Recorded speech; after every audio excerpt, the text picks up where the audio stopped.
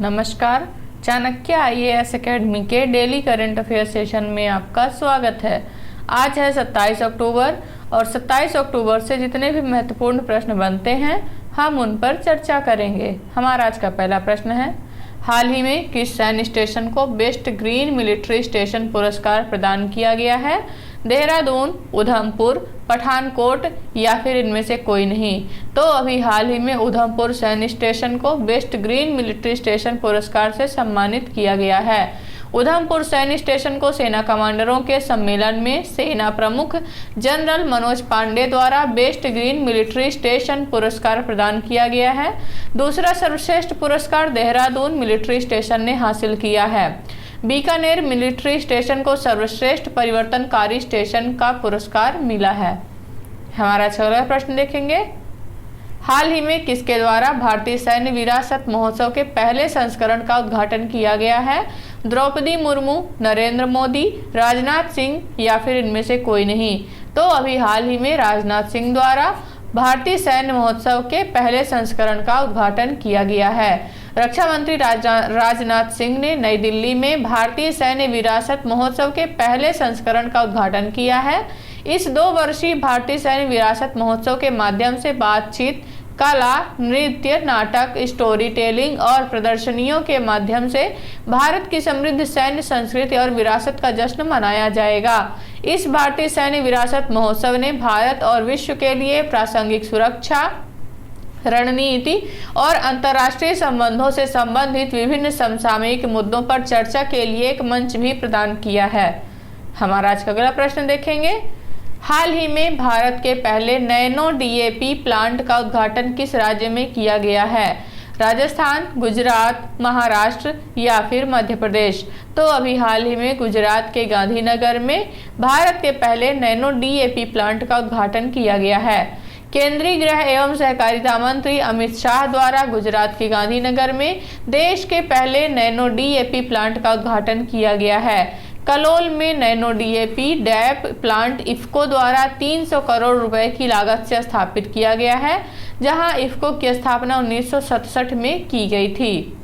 हमारा अगला प्रश्न देखेंगे, किस स्थान पर भारतीय नौसेना द्वारा बहुपक्षीय नौसेना अभ्यास मिलन 24 आयोजित किया जाएगा?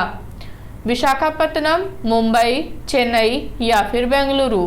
तो अभी हाल ही में हुई घोषणा के अनुसार विशाखापत्तनम में बहुपक्षीय नौसेना अभ्यास मिलन 24 आयोजित किया जाएगा।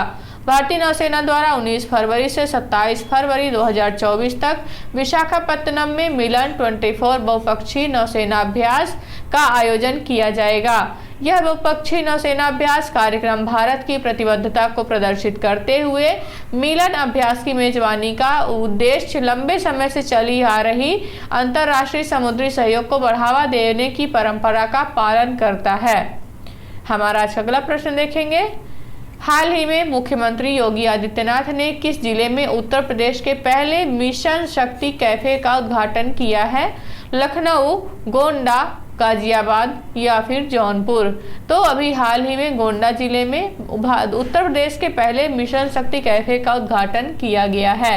मुख्यमंत्री योगी आदित्यनाथ द्वारा गोंडा जिले में उत्तर प्रदेश के पहले मिशन शक्ति कैफे का उद्घाटन किया गया है। मिशन शक्ति कैफे का संचालन स्वयं सहायता समूह के सदस्यों द्वारा किया जाएगा।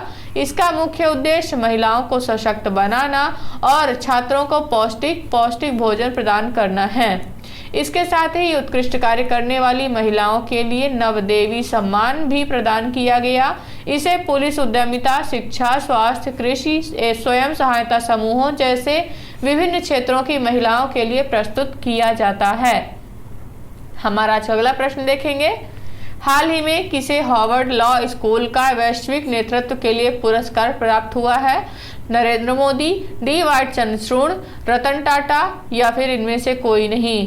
तो अभी हाल ही में डी वाई चंद्रचूड़ को हार्वर्ड लॉ स्कूल का वैश्विक नेतृत्व के लिए पुरस्कार प्रदान किया गया है। भारत के मुख्य न्यायाधीश डी वाई चंद्रचूड़ को हार्वर्ड लॉ स्कूल से वैश्विक नेतृत्व के लिए पुरस्कार प्राप्त हुआ है। सीजेआई डी वाई चंद्रचूड़ 1982-83 में हार्वर्ड लॉ स्कूल में एलएलएम के छात्र थे। इस वर्ष हार्वर्ड लॉ स्कूल अपने ग्रेजुएट लॉ प्रोग्राम की 100वीं वर्षगांठ मना रहा है। हमारा अगला प्रश्न देखेंगे, हाल ही में किस देश की कैबिनेट ने पायलट कार्यक्रम के तहत भारत और 6 अन्य देशों के नागरिकों को मुफ्त पर्यटक वीजा देने को मंजूरी दी है?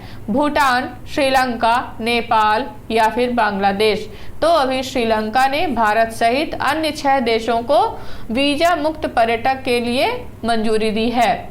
श्रीलंका की कैबिनेट ने एक पायलट कार्यक्रम के तहत भारत और 6 अन्य देशों के नागरिकों को मुफ्त पर्यटक वीजा देने की मंजूरी दी है। इस पायलट कार्यक्रम में भारत के अलावा 6 अन्य देश हैं, रूस, चीन, थाईलैंड, मलेशिया, इंडोनेशिया और जापान।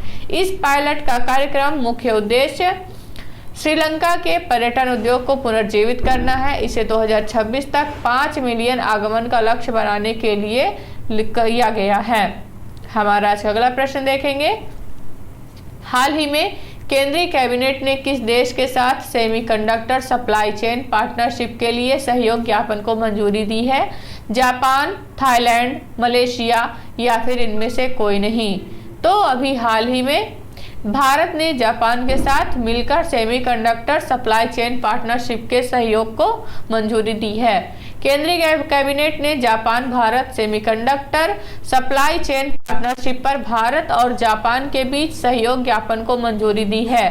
भारत के इलेक्ट्रॉनिक्स और सूचना प्रौद्योगिकी मंत्रालय ने जुलाई 2023 जापान के साथ सहयोग ज्ञापन पर हस्ताक्षर किए थे।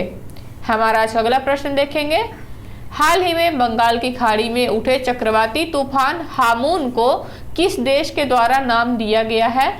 भारत, बांग्लादेश, ईरान या फिर इनमें से कोई नहीं? तो अभी हाल ही में ईरान के द्वारा हामून का नामकरण किया गया है। बंगाल की खाड़ी में उठे चक्रवाती तूफान को ईरान द्वारा हामून नाम दिया गया है। हिंद महासागर में बनने वाले उष्णकटिबंधीय चक्रवातों को 13 सदस्य देशों द्वारा क्रमिक रूप से नाम दिया जाता है। हामून एक फारसी शब्द है जो अस्थायी रेगिस्तानी झीलों और दलदली भूमि को दर्शाता है। हमारा आज का अगला प्रश्न देखेंगे, हाल ही में विश्व पोलियो दिवस कब मनाया गया है? 23 अक्टूबर, 24 अक्टूबर, 25 अक्टूबर या फिर 26 अक्टूबर? तो अभी हाल ही में 23 अक्टूबर को विश्व पोलियो दिवस मनाया गया। प्रतिवर्ष 23 अक्टूबर को विश्व पोलियो दिवस मनाया जाता है। इस दिन पोलियो वैक्सीनेशन के महत्व के बारे में लोगों को जागरूक करने और पोलियो को जड़ से मिटाने के लिए दुनिया भर में पोलियो के खिलाफ कैंपेन चलाए जाते हैं। विश्व पोलियो दिवस जोनास साल्क के जन्मदिन के अवसर पर मनाया जाता है, जिन्होंने पोलियो की वैक्सीन खोजने वाली पहली टीम को लीड किया था। तो ये रहे आज के हमारे कुछ महत्वपूर्ण प्रश्न।